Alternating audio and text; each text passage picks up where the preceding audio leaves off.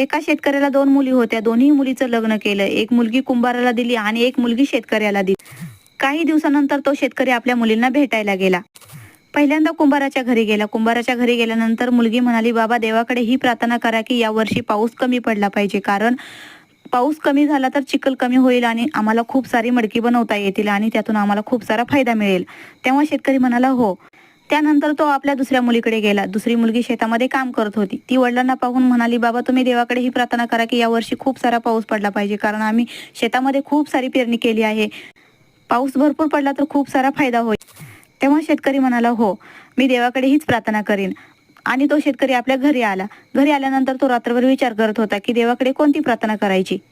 तो सकाळी लवकर उठला आणि आपल्या दोन्ही मुलींना बोलवून घेतलं. कुंभार मुलीला म्हणाला, "यावर्षी पाऊस कमी पडला तरी तुझा खूप सारा फायदा होईल. त्यातील तू थोडं पैसे शेतकरी मुलीला दे." आणि शेतकरी मुलीला म्हणाला, "खूप सारा पाऊस पडला तर त्यातील तू